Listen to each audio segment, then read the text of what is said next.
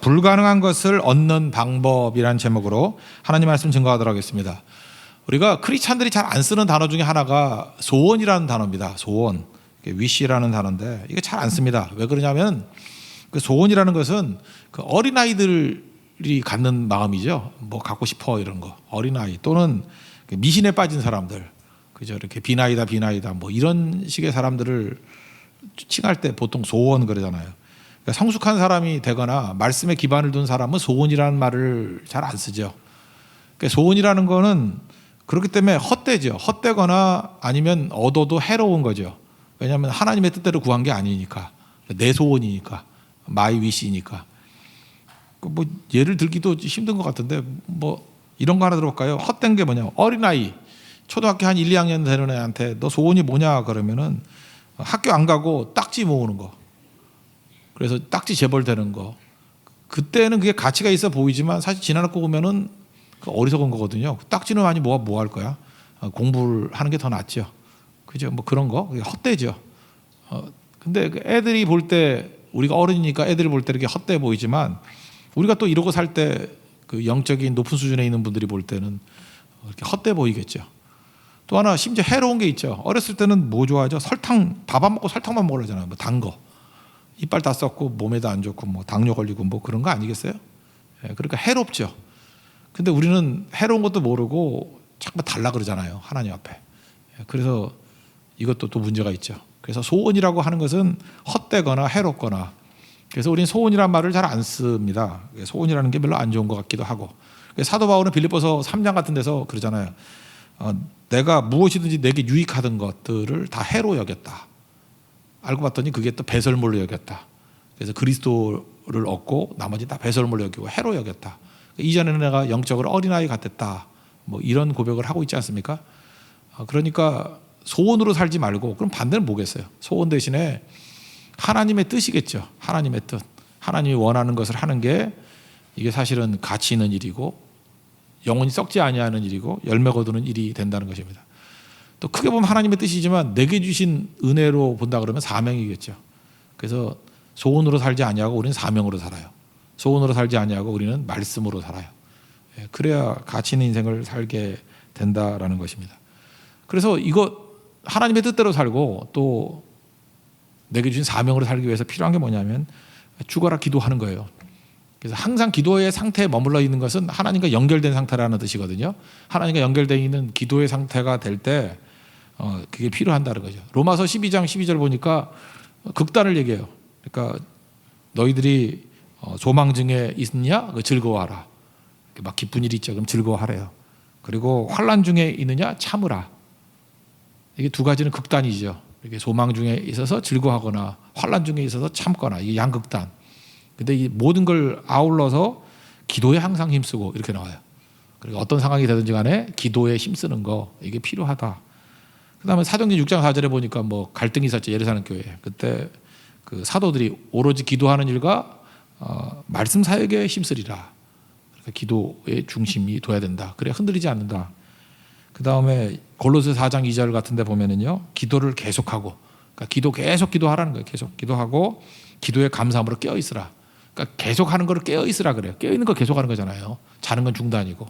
그러니까 깨어 있으라. 이건 뭐냐면 계속 기도하라는 거예요. 항상 기도 상태에 머물러 있으라. 그러면 흔들림이 없이 승리하게 된다는 것입니다. 여러분도 항상 깨어서 기도하는 종들 되기를 원합니다. 그럼 항상 깨어서 기도하면 어떤 일이 벌어지느냐? 계속 기도하면 어떤 일이 벌어지냐? 느헤미야를 통해서 알 수 있는 건데, 세 가지 상황에서 우리에게 유익이 있어요. 첫째는 그 돌발 상황을 대처한다는 것입니다. 우리 인생을 살면서 다 모르죠. 답도 없고 우리 생각대로 안 되고, 노래 불렀잖아요. 그죠? 우리 뜻대로 안 되고 마음대로 안 되고, 그게 인생 아니에요? 그 인생이라는 건 항상 이렇게 돌발 상황이 온다는 것입니다. 계산대로 되는 게 아니에요. 잘 보세요. 내일 영유아부 성경학교를 한다 그러는데 아마 전도사님이나 교사들은 그냥 토요일날 준비하고 주일까지 이렇게 될 거다라고 계산했을 거예요. 근데 계산에 나오지도 않는 교사들이 잠깐 아픈 거야. 여름에 개도 안 걸리는 감기에 걸리는 거예요. 그렇죠? 이렇게 되면 이게 계산이 안 맞잖아요. 이건 당연히 있어야 될 거라고 생각하는데 돌발 상황이 막 벌어지잖아요. 그래서 항상 깨어서 기도하고 있어야 돼요. 그럼 돌발 상황에 대처할 수 있고, 하나님께서 또 도울 자를 보내주시고 피할 길이 있고, 대만 선교가 더 하겠죠. 대만 선교는 그냥 그 자체가 다 돌발 상황 아니겠어요? 그때마다 깨어서 기도하고 있으면, 항상 기도하고 있으면 이게 이길 수 있어요. 그래서 성도들에게는 돌발 상황 대처법을 가르쳐 주는 게 아니라 계속 기도하는 거, 항상 깨어 있는 것을 가르쳐 줘야 된다는 것입니다. 그러면 이겨낼 수 있어요. 하다못해 어떤 팀은 그 통역을 해야 되는 사람이 없어진 거예요, 다. 그죠? 상황이 그렇게 되면 또 기도하는 가운데 또 반쯤 통역할 수 있는 사람이 또 나오게 될 것이고, 또 아예 없으면 어떤 일이 벌어지겠어요? 또 그거 할 수 있는 사람을 구하다 보면은 또 새로운 일꾼들이 개발이 되겠죠. 우리가 모를 일이 어떻게 될지. 그래서 항상 깨어서 기도하는 거예요. 항상 기도하면 돌발 상황에 대처할 수 있다는 것입니다. 지금 예루살렘 성이 무너지고 성벽 문이 불탔다 이런 얘기를 느헤미야가 들었어요. 그래서 어떻게 하면 도울까 하면서 이제 기도를 하고 있었어요. 깨어서 기도하고 있었어요. 근데 왕 앞에 나가서 어떻게 말할까라고 하다 보니까 긴장되겠죠. 그런데 이건 돌발 상황이에요. 얼굴에 수심이 있는 거예요. 여러분 다 준비한다 그래도 여러분 얼굴 표정까지 준비할 수는 없죠. 그건 나도 모르게 그렇게 되는 거니까. 그래서 2장 1절에 뭐라 그래요? 이전에는 내가 왕 앞에 수심이 없었다. 이 사람이 술 맡은 관원이거든요. 수심이 있으면 안 되거든요. 수심이 있으면은 왕에게 독살할 수도 있잖아요. 그래서 왕이 좀 괴팍하다 그러면 너 얼굴빛이 왜 그래? 의심스러워 안 돼. 죽여버려. 그럼 죽을 수도 있는 거라고요. 반역의 그 조짐이 보인다 이렇게 생각하면은 죽일 수도 있는 거라고요. 술 맡은 관원은 표정이 좋아야 된다고. 그런데 표정이 안 좋아서 2절에 뭐라 그래요? 내가 크게 두려워했다고. 너 얼굴이 왜 그래? 왕이 그랬다는 거예요. 그죠? 이게 돌발 상황 아니에요?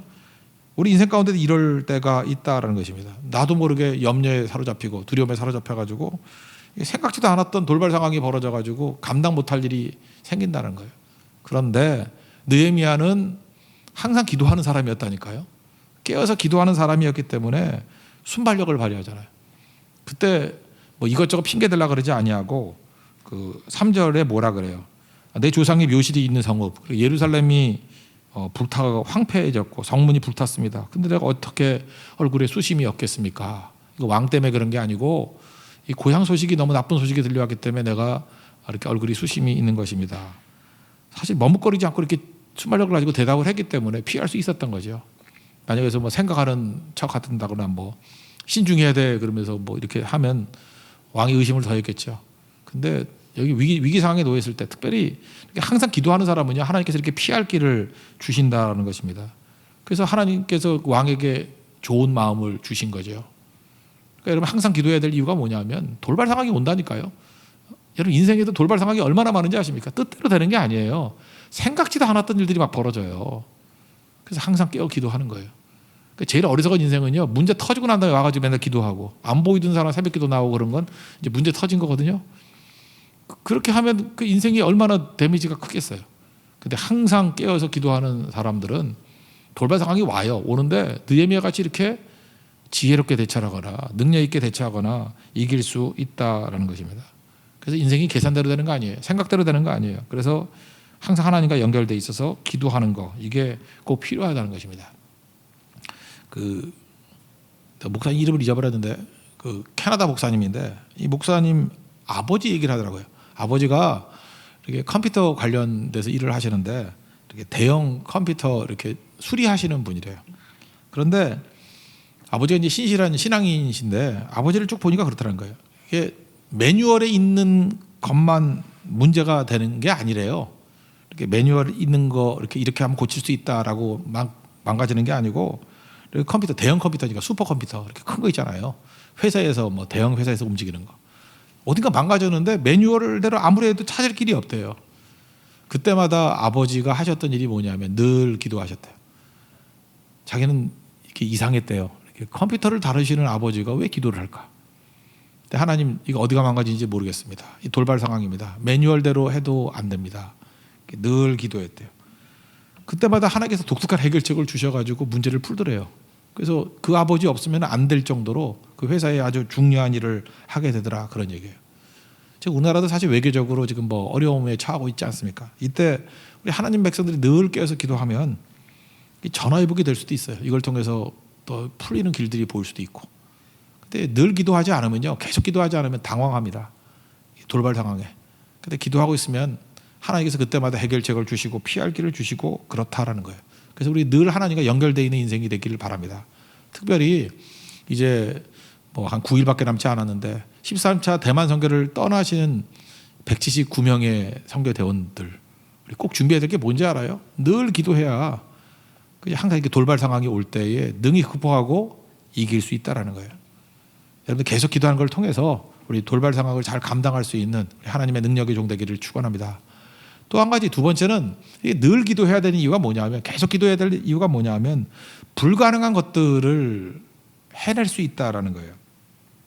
필립스 브룩스 그 보스턴에 있는 교회 가면 그레이 처치라고 있거든요. 지금 뭐 박물관 비슷하게 돼버렸는데 거기 19세기 때부터 굉장히 능력 있게 사역하셨던 분이 이제 필립스 브룩스 목사님이세요. 필립스 브룩스의 동상도 있어요. 그게 필립스 브룩스. 그 유명한 기도가 있죠. 능력에 맞는 일을 구하지 말고, 능력 그럼 내 능력이잖아요. 능력에 맞는 일을 구하지 말고, 그러니까 내 능력에 맞는 일을 구하면 이렇게 쪼그라들겠죠. 내 능력보다 작은 일 하겠죠.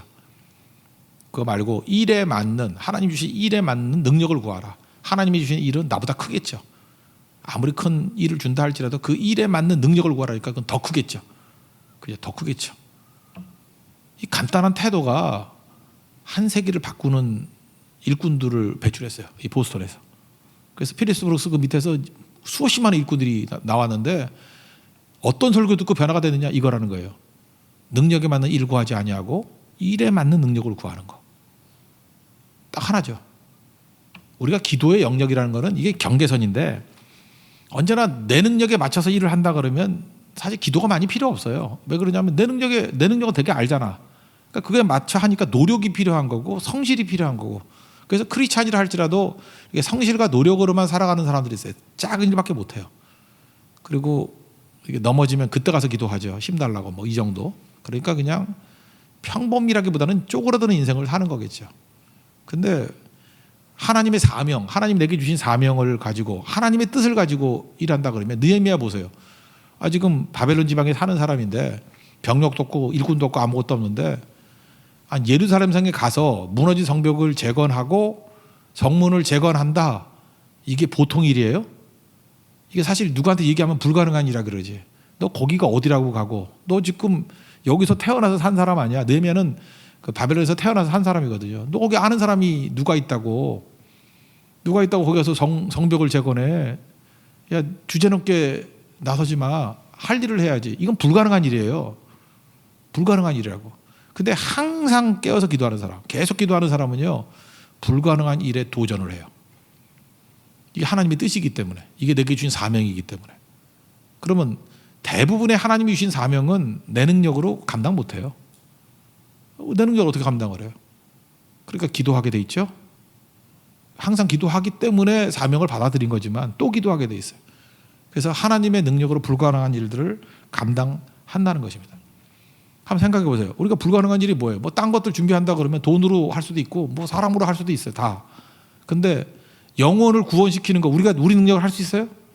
사람 마음 문이 열리고 예수님 영접하는 걸 우리 인간의 힘으로 어떻게 해요? 이건 하나님이 도와주셔야 하는 거죠. 그렇지 않아요? 우리가 이번에 대만 선교 가서는 7교회가 매일 저녁마다 우리 강점, 제가 그랬죠. 허실과 강약이라고. 강약은 롱텀 개념이고 허실은 지금 이룰 수 있는 일이에요. 우리 교회 강점이 뭐예요?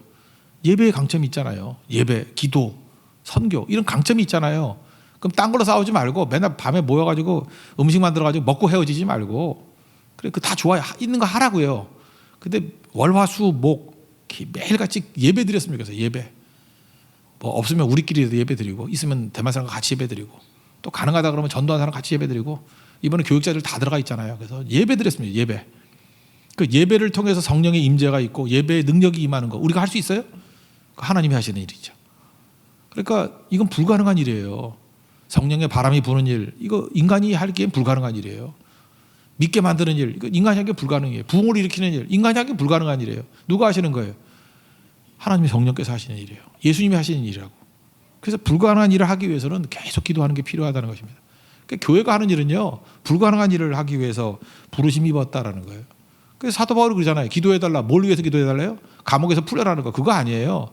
골로새 4장절 보니까 하나님이 전도할 문을 우리에게 열어주사 그랬죠. 담대히 말씀 전하게 해달라고. 전도할 문, 이거 누가 주는 거예요? 하나님이 주시는 거예요.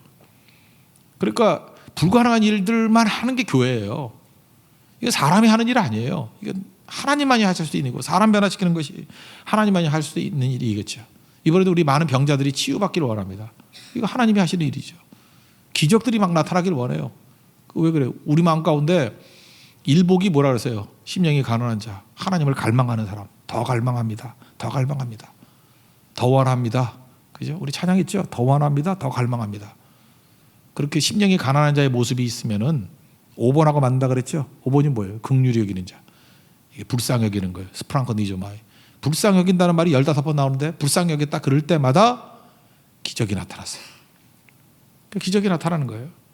그래서 여러분 마음 가운데 누군가를 불쌍히 여기는 마음이 생기는 거예요. 그러면 여러분 조금 있으면 기적 나타나요. 하나님이 그렇게 일하시는 거거든요. 반대로 불쌍히 여기는 마음이 전혀 없어요. 그러면 계속 삽질하고 있을 거예요. 계속 삽질하고 뭐 쪼가리 붙이고 있고, 그죠? 만두 말고 있고, 뭐 전 붙이고 있고, 그것만 할 거예요. 근데 불쌍히 여기는 마음이 있으면 전 붙이다가 전 먹다가 눈물 흘리고 회개하고 주께로 돌아오는 일들이 벌어지게 된다는 것입니다. 그 리 스트로베리라는 목사님 계셨죠? 그 시카고 트리뷴에 기자 하시던 분인데 나중에 뭐 윌러 크릭에도 뭐 사역도 하셨고, 그분이 쓴 책 중에 기적인가 우연인가라는 책이 있어요. 거기 나오는 거 몇 개 소개해 드릴게요. 그 병원 가는 거리가 먼, 꽤 된 얘기 같아요. 그 적도에 있는 아프리카래요. 북아일랜드 출신의 의사 선교사님 스토리. 헬렌 로즈비어라는 여자분인 것 같아요. 헬렌 로즈비어라는 의료 선교사님의 이야기예요. 그렇게 사역을 하는데 어떤 엄마가 애를 낳는데 애가 막 이렇게 차지는 거예요. 더운 나라인데도 이렇게 몸이 차지는 거예요. 그래서 온도를 유지하지 않으면은 아이가 죽을 위기에 처한 거예요. 그래서 보온병이 필요한 거예요. 보온병, 텀블러, 보온병, 따뜻한 보온병. 그래서 그거를 따뜻한 걸 뭐 먹든지 마시든지 뭐 그래야지, 더운 나라지만 하여튼 뜨거운 게 있어야 애가 살 수 있는 상황이 됐대요. 너무 안타까우니까 로즈비어 선교사님이 어쩔 줄을 몰라 하는데 그 자기가 전도한 교회, 그 교회에 10살짜리 아이가 있는데 로스라고 되니까 룻이겠죠. 뭐 성경은 룻이요. 룻이라는 10살짜리 여자아이가 이렇게 기도를 하더라는 거예요. 대표 기도를 하라 그랬더니, 하나님 보온병을 보내주세요. 내일이면 늦어요. 저 아기 죽어요. 오늘 오후 안에 보내주세요. 막 시간도 막 정하더래요. 오늘 오후 안에 보내주세요. 근데 이게 로즈비어 이 선교사님이 도저히, 헬렌 선교사님이 이게 믿어지지 않더라는 거예요. 아니, 아이가 여기 아프리카인데 지금같이 비행기 다닐 때도 아니고 꽤 옛날 얘기인 것 같아요. 여기서 이게 온다는 게 말이 되나. 근데 아이가 한수 더 떠가지고, 룻이라는 아이가 한수 더 떠가지고, 하나님 기왕 보내주시는 김에 아기니까 인형도 보내주세요. 이걸 어떻게 믿을 수 있냐는 거예요. 그죠? 10살짜리 룻이라는 아이가 보온병 보내주세요. 배 타고 다닐 텐데. 하나님 또 덤으로 인형도 보내주세요. 자기가 못 믿었다는 거예요. 참 애가 믿으면 좋은데 저게 되나. 근데 2시간 있다가 북아일랜드에서 벨파스트인가 뭐 거기서 왔대요. 소포가 왔대요. 10kg짜리 소포. 10kg짜리. 이것저것 많이 들어있는데 뒤져보니까 설마 했는데 보온병이 들어있대요. 그래서 갑자기 믿음이 생기더래요. 하나님 보온병을 보내주실 하나님이면 인형도 보내주시겠지. 뒤져보니까 인형도 있더래요. 그게 어떻게 되냐면, 로즈비어가 섬기던 그 벨파스트에 있던 교회거든요. 북아일랜드 교회인데 거기 주일학교에서 주일학교 교사하다가 선교사로 왔대요. 5개월 전에 보냈던 거래요. 5개월 만에 배 타고 들어온 거예요. 그게. 근데 5개월 전에 이런 일이 벌어질지 어떻게 알았겠어요? 시간을 초월하신 하나님께서 준비하신 거죠. 5개월 전에 떠난 배에 지금 필요한 보온병과 아이가 구하는 그 위트 있는 기도 제목, 인형까지 주시더라는 거예요. 리스트로베는 이렇게 얘기해요. 이 사건을 이제 보면서 이게 기적인가 우연인가. 우연으로 보는 사람도 있겠지만 이건 하나님께서 일하시는 기적이라는 거죠. 기도할 때의 기적이라는 거. 우리가 하나님의 일을 할 때요, 대부분의 일들은 안 된다는 것들이에요. 그래서 우리가 기도해야 됩니다. 그래서 긍휼히 여기면요, 불쌍히 여기면 기적을 맛보게 된다는 것입니다. 우리가 얻지 못하면 구하지 아니하며 그러잖아요. 야고보서 4장이죠. 사실 선교 가면 왜 믿음이 자라는지 아십니까? 모든 상황이 다 기적이 필요한 상황이에요. 정상적으로 될 일이 없어요. 생각이 없어요. 우리가 뭘 그렇게 유능한 사람들이며 뭘 그렇게 철저히 준비했으며 우리가 무슨 뭐 사람을 변화시킬 수 있는 능력이 있겠어요. 근데 해야 되잖아요. 그러니까 우리를 보면 절망밖에 안 보여요. 팀장 보면 한숨밖에 안 나오고 옆에 있는 형제 보면 집에 가고 싶어요. 그래서 서로 안 보잖아. 서로 안 보고 엎드리는 거예요. 그 엎드리는 게 믿음이 좋아서 엎드리는 게 아니에요. 보면은 신경질 나거든요. 보면은 낙심되거든요. 그래서 주님밖에 없습니다. 그래서 우리 약한 팀이라고 그러는 팀이 큰 승리를 맛보게 되는 거예요. 왜? 주가 일하시기 때문에. 이 10살짜리 루카 같은 이 믿음이 있어요. 선교사보다 이 헬렌 선교사님보다 헬렌 로즈비어보다 훨씬 믿음이 좋은 거죠. 아이가.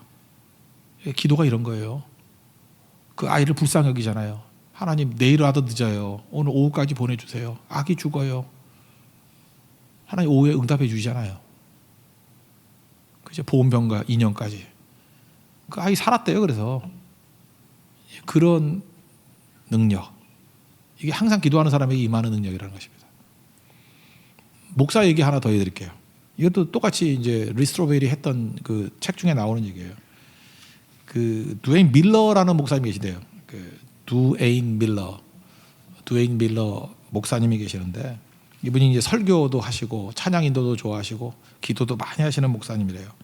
근데 이게 목이 까끌까끌 뭐 이렇게 목이 뻑뻑하대요. 그래서 왜 그런가 하다가 목이 아프다 하다가 목소리가 안 나오는 거예요. 딱 잠겨가지고. 그래서 말을 못 하는 거예요. 말을. 그러니까 목사 못 하겠죠. 목사직을 사임했대요. 그래서 그 다음에 이거 어떡하나 하다가 이제 미국은 또 공무원 되기도 쉬운가 보죠. 이렇게 장애인들 이렇게 문서 조사하는 공무원에 취업이 됐대요. 문서 조사하는 거. 근데 그것도 쫓겨나게 됐대요. 이유가 뭐냐면 이렇게 문서를 조사하는 것까지는 말 안 해도 되는데 이 법원에 가가지고 공무원으로서 이렇게 증언을 해야 된대요. 내가 조사해봤더니 이런 거다 이렇게 증언을 해야 되는데 말을 못하게 증언이 안 되잖아요. 그래서 당신 직무에 맞지 않는다. 그래서 그것도 해고당하고. 너무 힘들더라는 거예요. 이 갑자기 설교하던 설교뿐만 아니라 이분 좀 찬양 사역자인 것 같아요. 이렇게 예배드리고 기도하고 찬양 인도하던 그런 목사님이신데 설교도 하시지만 목이 잠겨버린 거예요. 그래서 3년 동안에 이 목 낫게 하는 뭐 이비인후과 찾아다녔겠죠. 63명의 의사를 찾아다녔대요.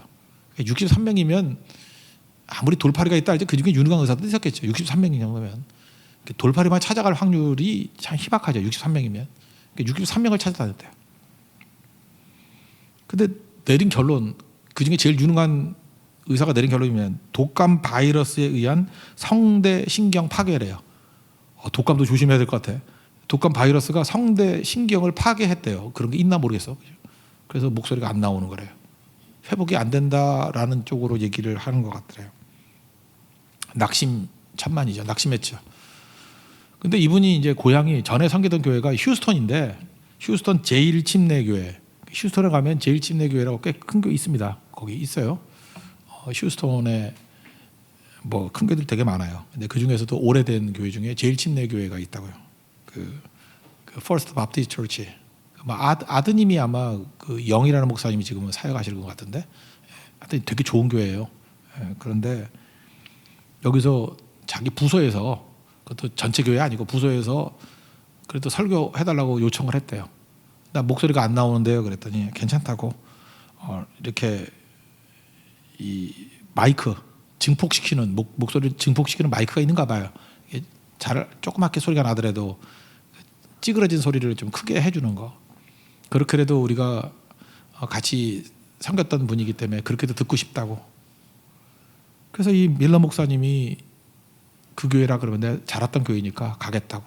그래서 휴스턴 제1침례교회 그 부서에 가가지고 설교를 했대요. 근데 마침 그때 읽었던 설교 본문이 시편 103편인데 103편을 이렇게 쭉 읽다가 그 3절을 보니까 그가 내 모든 죄악을 사하시며 내 모든 병을 고치시며, 여기에 딱 와닿더래요. 시편 103편 3절 내 모든 병을 고치시며. 눈물이 핑 돌더라는 거예요. 내가 이 말씀은 증거하는데 하나님 내 병도 고쳐주기를 원합니다. 근데 왜 나는 이렇게 목이 안 트이죠?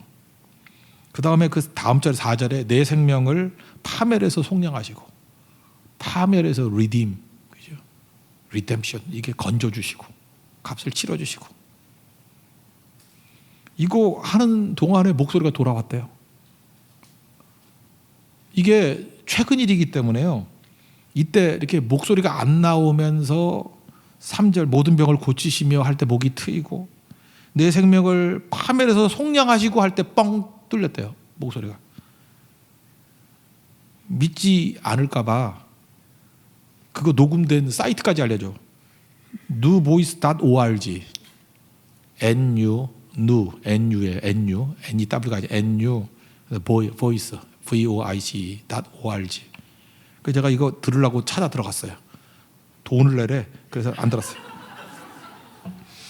혹시 외국에서 쓰는 카드가 있는 분들 한번 들어서 보세요. 이 밀러 목사님, 그죠? 이 두웨인 밀러의 목소리 트이는 게 거기 있대요. 돈이 없어서가 아니라 카드가 안 먹어서 못했어요. 내 카드는 안 먹더라고 그게. 하여튼 그렇게 되는 얘기가 있대요. 그리고 이 두웨인 밀러 목사님이 책을 썼어요. 이때 이 간증에 관한 책들. 그게 스피치레스라는 책이에요. 마치 그 알라딘 노래 중에 스피치레스 있죠? 우리는 찬송만 부르죠. 예. 알라딘 노래 있잖아요. 스피치레스라는 그 노래. 아, 미치겠네. 하여튼 그런 게 있어요. 그죠? 제목이 똑같아요. 근데 알라딘 노래 아니고요. 이 밀러 목사님의 책이에요. 스피치레스. 자기가 말하지 못했지만 이제 말하게 됐다고. 기적 아니에요? 늘 기도하는 백성들. 이거 보세요. 이 휴스턴 제일 침례 교회의 자기 믿음의 동료들. 당사자도 기도 못했어요. 자기 그렇게까지 할 믿음이 없었어. 근데 설교 잘 못 들어도 증폭기로 들으면 되니까 사랑하는 목사님 오세요. 나중에 봤더니 그분들이 우리가 이상엽 선교사님 놓고 기도하듯이 정말 오랫동안 기도했는가 봐요. 하나님, 사역자에게 말씀을 증거해야 되는 사역자에게 목소리가 안 나오면 어떡합니까? 불쌍히 여겨주세요. 그리고 많이 기도했대요. 기도하고 초청하고. 이분들이 뭐 기적을 바라기 위해서 초청하는 건 아니고 위로해 주려고 초청을 했대요. 근데 마침 이 밀러 목사님은 시편 103편을 본문으로 삼으시고 자기가 설교 준비했던 거와 전혀 다르게 읽다가 자기에게 이 은혜가 임한 거예요.